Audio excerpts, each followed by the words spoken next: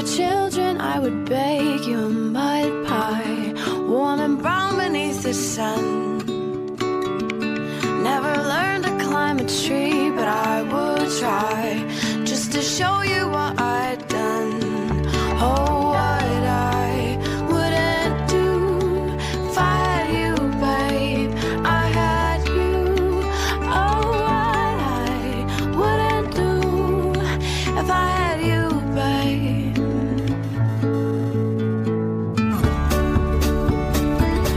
If I were old, my dearest, you would be older, but I would crawl upon your lap, wrap a blanket round our frail little shoulders, and I'd die happily like that. Oh, what I wouldn't do if I had you, babe, if I had you. Oh, what I wouldn't do if I had you, babe, I had you. La segunda vez esta temporada en la que ambos científicos están en la misma dimensión, espacio-tiempo. Uno a mi izquierda, otro a mi derecha. A mi derecha, Pera Estupiñán, ¿cómo estás, Pera? Muy bien, saludos. Y a mi izquierda, Javier San Pedro. ¿Qué tal, Javier? Defíneme el atuendo de Pera para que la gente lo sepa. Porque no parece un científico hoy. No, un autor de videojuegos cruzado con... Un DJ de Ibiza mezclado con un... Estoy intentando cambiar de look. Sí, y Sí. Lo has conseguido. Sí, no, para el programa, para el Cazador de Cerebros, todo el mundo me dice que tengo que ser más informal. Más informal, pero si tú ¿Sí? no vistes, digamos, vistes normal. De chaqueta. Ya, pero bueno, en el programa a veces me pongo la americana o camisa. Ten cuidado y, con no, estos tienes que ser consejos. más juvenil, más juvenil. Más juvenil. Oye, uno tiene una edad, pero tú ten cuidado con esos consejos, porque a lo mejor... Claro. ¿No? Sí, lo pienso, ¿eh?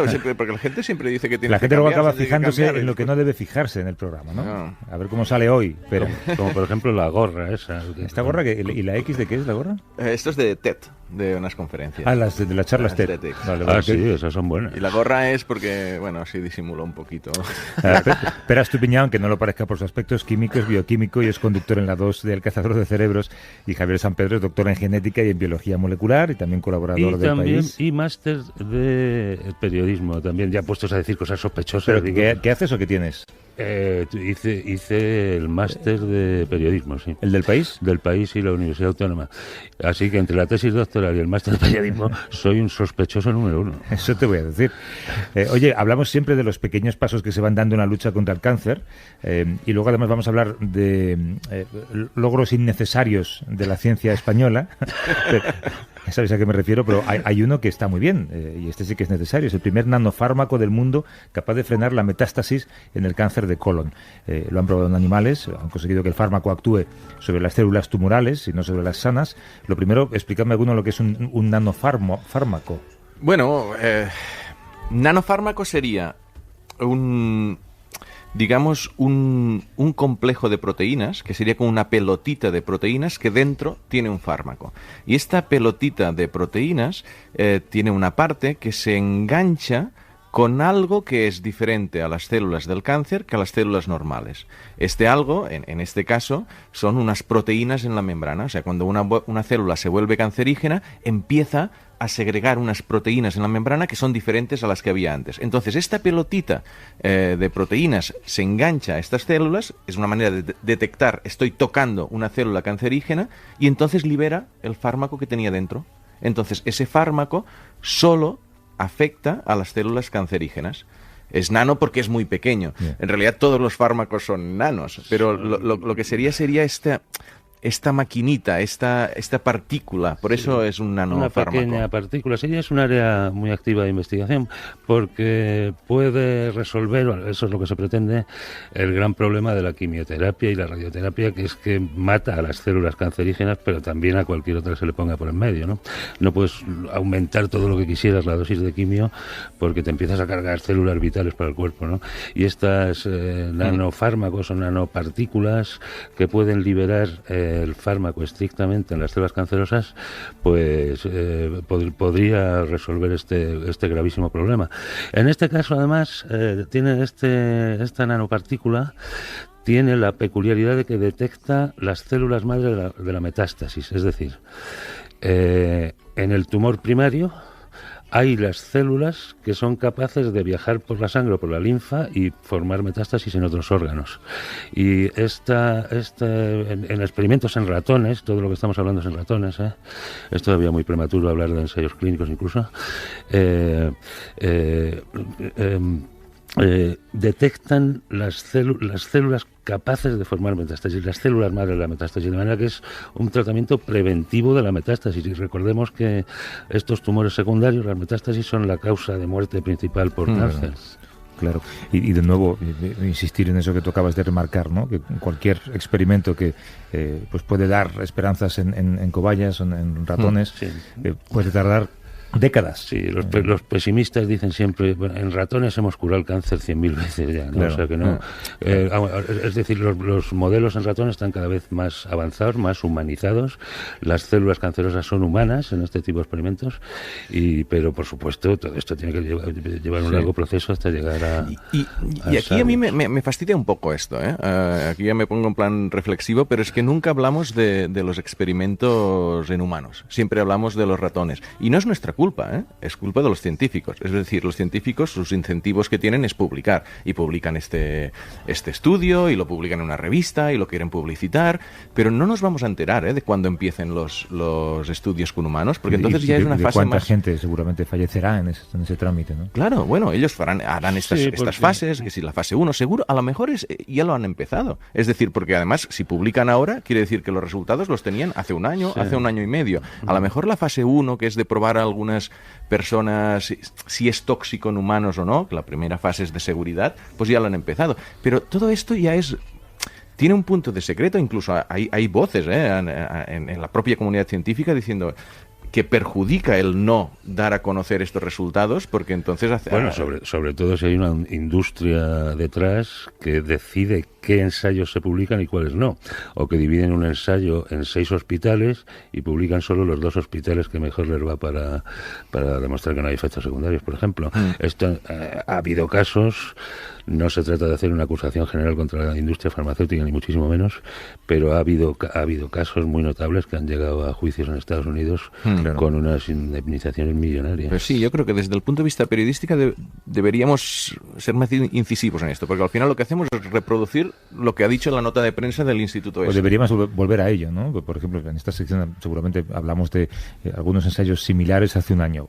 Pues intentar ver dónde estamos ahora, un año después, ¿no? Pero mira, te digo una cosa, Javier. Una de las instituciones que firma este resultado, yo estuve hace un año en ese hospital y me explicaron varios estudios que hacían y había un ensayo clínico. Y era muy chulo, muy interesante. Y les dije, me interesaría hablar de esto el domingo en el A Vivir en la SER. Me dijeron que no. Que ni hablar, ¿no? Que no. Digo, y era esa misma... Mira, te lo cuento porque es que me indignó, ¿eh? Me levanté de la sesión y me fui. Digo, mira, a mí lo que me interesa es eso. Esa misma tarde iban a empezar un ensayo con una niña de 2 años que venía de Suiza con sus padres para hacer el primer ensayo. Digo, eso es realmente conectar con las personas, ya no solo los ratoncillos.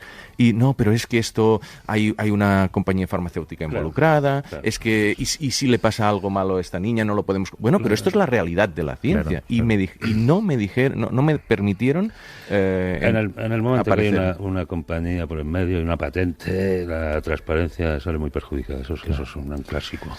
Por cierto, yo hablaba al principio antes de esta conversación sobre logros de la ciencia española y futuro de la ciencia, sobre las, yo diría casi malas noticias, ¿no? Porque yo creo que no es bueno que España esté situada en la cabeza de los Ig Nobel, estos premios que son un poco la parodia de la ciencia, por investigaciones innecesarias o demasiado divertidas, ¿no? Que tampoco buscan el bien de la humanidad, casi buscan solamente recibir ese premio que se entrega en Harvard, que no es un...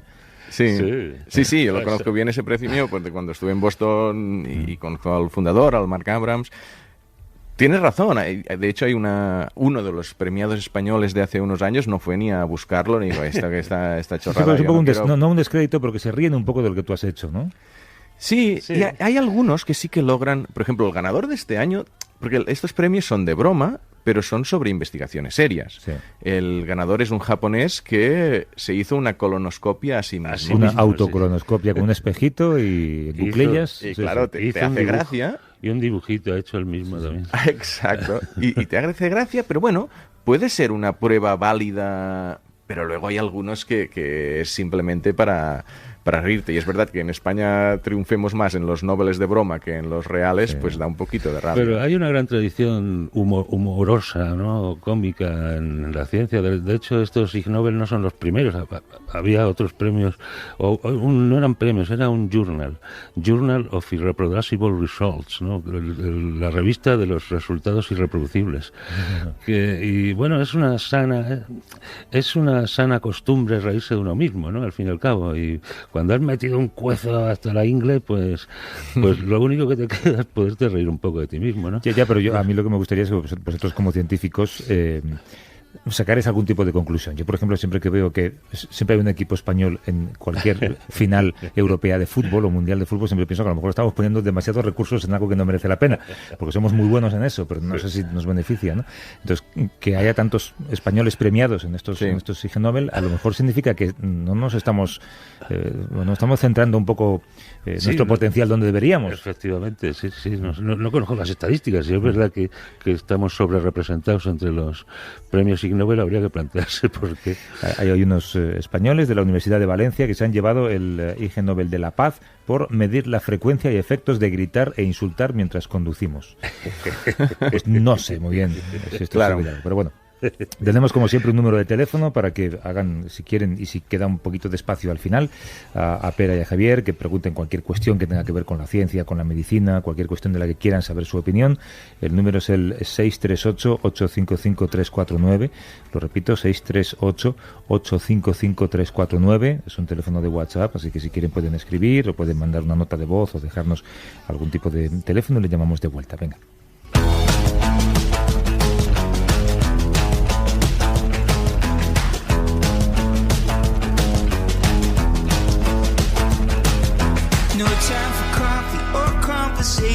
Get the feeling I stayed too long. Suspicious eyes at the subway station. Bye bye, I'm already gone. Bye bye, I'm already gone. La semana pasada, cuando vosotros os marchasteis de este estudio, olía bien, ¿verdad? ¿Os acordáis? Olía normal. Sí, normal. Nos cruzamos con la lata, cuenta. Claro, pero después tuvimos el espacio de Broncano con Ángela Quintas y abrimos, afortunadamente no dentro del estudio, nos salimos a la terraza, una lata de una cosa que comen los suecos, es una especie de arenque podrido, lleno de bacterias y de cosas. Ya nos habían avisado de que esos olores se podían quedar impregnados en las paredes. De hecho, por la tarde, toda la ropa que llevábamos, todo lo que estábamos aquí, tuvo que ser tirada a la lavadora. Descartada. Y eso que estábamos a metros de donde aquello pasó, ¿no? Era un olor terrorífico. Y es curioso porque luego pensamos que el olor es científico, es uno de, ¿no? Es una sensación. El del arenque es, no sé si será muy científico. Es científico, que es tóxico. Es el sentido más antiguo y más emocional también, porque el olor tiene que ver con las sensaciones y las sensaciones tienen que ver con los recuerdos. Claro. Y a veces entras en un portal y huele, no sé, como a una sopa de ajo o a 20 años de sopas de ajo que se han cocinado. Piensas en tu abuela, a lo mejor, absolutamente, ¿no? Y te retrotrae a 40 años atrás con una facilidad pasmosa. Yo supongo que hay una explicación antropológica, científica al olor, ¿no? De las funciones que tiene. Hombre, es un detector de tóxicos fundamental, ¿no? Como demuestra el caso de la lata de la arenque. Es un detector de enemigos, porque ya a los suecos se les ve venir, ¿no? Desde 200 metros. José Ramón Alonso es catedrático de Biología Celular en la Universidad de Salamanca, experto en el olfato y es uno de los fundadores de la Red Olfativa Española. Nos escucha desde Radio Salamanca. ¿Cómo estás, José Ramón? Buenos días. Muy buenos días. Explícanos qué es la Red Olfativa Española, porque se me ocurren muchas cosas y seguro que me equivoco en todas. Bueno, pues es una asociación de todos los grupos de investigación de nuestro país que desde enfoques muy diversos, desde expertos en medicina, en narices artificiales, a físicos, biólogos, trabajamos en olfato. O sea, es una red para cooperar y para poder avanzar lo más rápido posible y con la posibilidad de hacer estudios interdisciplinares en esta disciplina. Tú llevas 30 años estudiando el sentido del olfato. Creo que empezaste investigando el olfato de los peces. Así es, y es mucho más curioso de lo que parece, y realmente pues le vimos tantas posibilidades que luego hemos seguido con distintos pasos y distintos avances, pero sigue siendo una una parte fundamental del trabajo del equipo del que formo parte. Los peces, yo ya acabo de descubrir algo que no sabía. Los peces huelen entonces, y los salmones se encuentran en los ríos por el olor. Eso es, y es algo, si lo pensamos un poco, asombroso, ¿no? Dices que después de varios años encontrar dentro del mar la desembocadura del río donde nacieron y remontar esa corriente para volver a ese lugar, pues demuestra primero la discriminación magnífica que tienen para distinguir ese lugar de cualquier otro, la memoria olfativa y cómo es fundamental en la vida de muchas especies y también en la nuestra, aunque yo creo que somos demasiado poco conscientes del peso que tiene. ¿Por qué? ¿Por qué lo crees? Pues porque somos animales muy visuales, entonces nos fiamos mucho de nuestra vista, pero luego resulta que el olfato nos está afectando en muchos aspectos de nuestra vida cotidiana, desde parece que es clave a la hora de elegir pareja o del reconocimiento entre padres e hijos. Entonces eso que se ha estudiado en otras especies también se ha visto que está presente en los seres humanos. Hombre, pero supongo que la mayor parte de la humanidad, si tiene que perder un sentido y se le preguntara qué sentido prefieres perder, dirían el olfato seguramente, ¿no? Es muy probable, pero las personas que por un motivo u otro, por una enfermedad o por un accidente, han perdido el olfato, casi todos lo que te dicen es que han tenido una pérdida muy dolorosa de su calidad de vida. O sea que para nosotros el olfato va muy ligado a los placeres también, a la comida, claro, a un buen vino, al disfrute de nuestro día a día. De hecho, gran parte de lo que llamamos gusto, ¿no?, es olfato, ¿no? Porque el gusto en realidad es un sentido muy soso. Detectamos salado, dulce, amargo y poco más. Y el umami famoso, ¿no? Así es. Pero claro, toda la riqueza de los matices y la sutileza de los aromas, de los sabores que detectamos, en realidad los estamos oliendo por dentro de la boca, ¿no? Yo creo que eso es una experiencia que hemos tenido todos cuando estamos acatarrados y decimos que exacto, nada nos sabe, ¿no? Sí, que todo nos sabe igual. Y de hecho es divertido, si hacéis la prueba a tapar la nariz y probáis cosas como un trocito de manzana y un trocito de patata, os vais a ver lo difícil que es distinguirlo, ¿eh? O sea que, pero realmente es eso, es decir, el gusto, pues aunque parece que se van descubriendo algunos nuevos tipos de receptores, estaríamos por debajo de 8, mientras que en el caso del olfato se habla incluso de billones de aromas diferentes que podemos distinguir. Y recibimos, José Ramón, ¿qué tal? ¿Cómo estás? Buenos días, Pere. ¿Recibimos información de manera inconsciente? Es decir, los receptores de la nariz pues detectan sustancias químicas y envían una información al cerebro. Y algunas de estas pues las percibimos conscientemente, es decir, olemos pues algo positivo, algo negativo. Pero recibimos, tú hablabas de la elección de parejas, están las famosas feromonas o lo que sea, que no es que huelan, no es que las olamos conscientemente, pero, o sea, detectamos sustancias químicas en el ambiente que nos condicionan nuestro comportamiento sin que lo sepamos. Constantemente. De hecho, olemos mientras respiramos. Entonces, como es algo que no dejamos de hacer y que hacemos de forma afortunadamente constante, estamos oliendo continuamente. Tú decías antes, cuando alguien pierde el olfato, ¿cómo se pierde el olfato? Bueno, pues ahí a veces es por una infección. Imaginaros un catarro, que lo normal es que luego se cure y se recupera el olfato, pero hay gente, sin que sepamos muy bien las causas, que no se recupera. Y también es muy común en accidentes de tráfico. El cerebro, como sabemos, está flotando dentro de nuestro cráneo y la sacudida de un choque hace que el cerebro oscile dentro de la caja del cráneo y los axones, las vías de conexión que son verticales, es como una cizalla, quedan cortados y puedes perder el olfato. La mayoría de la gente lo recupera al cabo de unas cuantas semanas o pocos meses, pero hay un porcentaje de personas que desgraciadamente no lo recupera y quedan lo que llamamos anósmicos, sin olfato. Y también hay enfermedades neurodegenerativas, tal vez. Eso es, afecta, ¿no? Se considera que puede ser uno de los síntomas tempranos de, por ejemplo, una enfermedad de Alzheimer, pero eso, que nadie se preocupe si está perdiendo el olfato, porque pueden ser distintas cosas, no quiere decir que estés cultivando un Alzheimer. Pero es muy interesante por lo que podría servirnos como un diagnóstico temprano que nos permitiese hacer más cosas, a trabajar con fármacos, porque desgraciadamente cuando ya hay síntomas clínicos, pues la enfermedad está muy avanzada y es poco lo que la ciencia puede hacer. Digo que las neuronas implicadas en el olfato se renuevan. Es una maravilla. Luis Thomas dijo que estaban entre las 10 maravillas del mundo natural, porque son unas neuronas que se renuevan constantemente. Fijaros lo que eso tendría para todas estas enfermedades que nos afectan de una manera tan dolorosa, y por otro lado están expuestas directamente al medio. Entonces hay quien dice que en ese moco que las recubre es posible que haya ahí antivirales y antibacterianos que nos pudiesen dar todas unas nuevas generaciones de medicamentos. Entonces es un tema porque no existe en otros sitios, son las únicas neuronas que están ahí abiertas al exterior. Claro, las implicadas en el olfato, dices, y no se puede replicar de alguna manera para otro tipo de neuronas.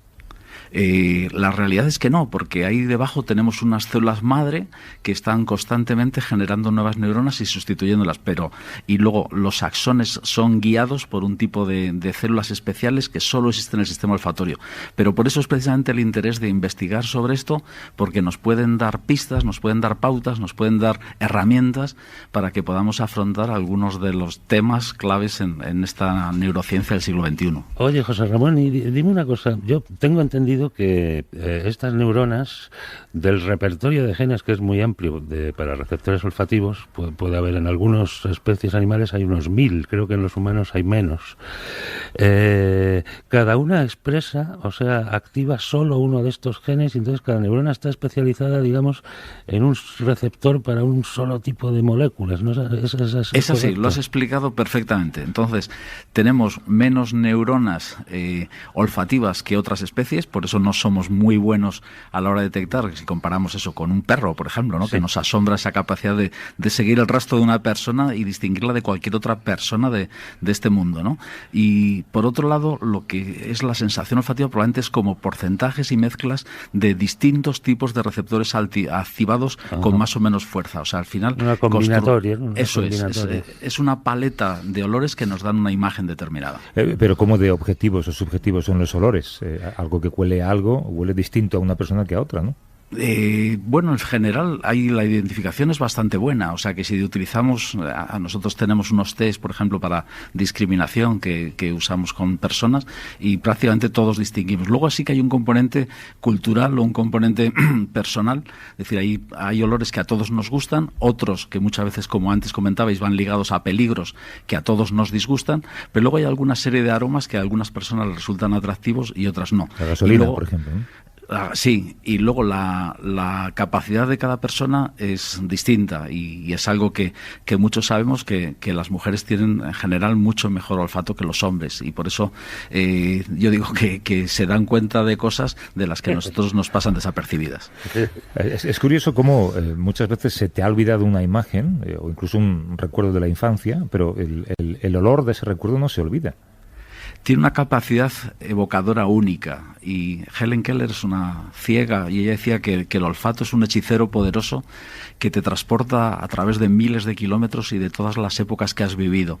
Y yo creo que eso es algo que hemos experimentado muchos. De repente un olor que te recuerda, pues el otro día eso, ¿no? El algodón de azúcar o en la playa. De repente te recuerdas cuando estabas con tus padres y tus hermanos en esos momentos felices de las ferias de tu ciudad o de los días de disfrute del verano, ¿no? Yo creo que es una capacidad maravillosa del olfato. Oye, y un catador de vinos, cuando empieza a decir que aquello huele a frutas del Monte Bajo, no sé, eso sí, está tirando el rollo. ¿Cómo hay que interpretarlo? Bueno, hay un problema, y es que tenemos, si os dais cuenta, muy poco vocabulario para el olfato, mientras que para los colores tenemos cantidad de palabras. Para el olfato no las tenemos, entonces tenemos que buscar algo que se nos asemeja, y entonces ese catador que está recogiendo matices muy sutiles, pues tiene que decir: esto me huele a chocolate o a cuero o a cítricos o a vainilla, ¿no? Y realmente es por eso, porque es buscar una analogía para que otra persona pueda entender lo que él está experimentando. Pero como digo, el problema que tenemos es que es un lenguaje muy limitado el que tenemos para describir las sensaciones olfativas. Y hay que ponerle, los catadores tienen que ponerle un nombre, ¿no? Pues que para entenderse ellos mismos, ¿no? Claro. Eso es para poderse comunicar y compartir. ¿Se podrá enviar o grabar de alguna manera alguna vez un olor, reproducir un olor? Sí, hay experimentos enormemente divertidos. Ya en los años 20 había películas donde de repente en determinados momentos salía por debajo de las butacas de los cines salían olores, ¿no? El problema es que a veces no coincidían muy bien, entonces era una cosa, porque el olor es fácil de producir, pero no es tan fácil de limpiar. Entonces tenías que renovar muy rápido el olor de la sala del cine.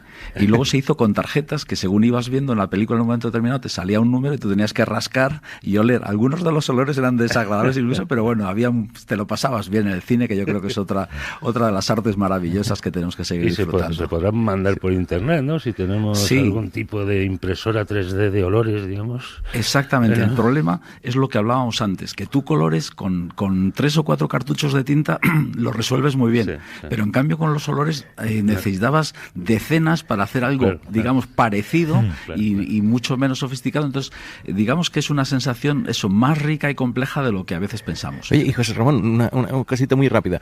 Porque leyendo información antes de la entrevista, había un estudio del NIH sobre olores fantasma. Es decir, decía que 1 de cada 15 personas, a partir de los 40 años, olía cosas que no estaban. Era su propio cerebro el que le hacía oler estas sustancias. Y me pareció muy curioso. Es decir, olores fantasmas. No sé si habéis investigado en eso también. Nosotros no, pero es un tema que afecta mucho, porque normalmente son, en general, mayoritariamente son olores desagradables, te afecta negativamente a la calidad de vida y se considera también una especie de alucinación, ¿no? Es decir, igual que tú puedes ver unas imágenes que no existen, estas personas perciben o sienten olores que tampoco existen. Entonces, es también una de estas puertas al funcionamiento del cerebro que nos hace pensar, decir, ¿cuándo es lo que funciona? O, por ejemplo, con la sinestesia, ¿no? Es decir, cuando de repente se cruza una información y lo que estamos viendo realmente no existe en la realidad. Oye, una pregunta de futuro rápidamente, porque si no quiero dejar de preguntártelo. ¿Es verdad que hay investigaciones sobre el olor de las enfermedades, que alguien pueda ser diagnosticado en función del olor que desprende? Sí, se está trabajando porque, claro, es una firma muy característica, podría ser algo muy barato y en Estados Unidos hay algunos hospitales que han hecho pruebas con perros especializados en detectar o diabetes o algunos tipos de cáncer, por ejemplo. Y funciona bastante bien, ¿no? Funciona bien, sobre todo porque es muy rápido. Tú puedes coger a una persona y ni siquiera tienes que andar extrayendo sangre o llevando a un equipo bioquímico para detectar esas moléculas, ¿no? Es algo instantáneo. José Ramón Alonso es catedrático de Biología Celular en la Universidad de Salamanca, experto en el olfato. José Ramón, ha sido una conversación maravillosa. Te agradezco la visita a la radio. Muchas gracias. Hasta luego, un abrazo. Adiós. Abrazo. Y Pera Estupiñán, Javier San Pedro, vámonos, que llegan los de informativos. Vámonos. Este estudio que se aire un poco. Chao.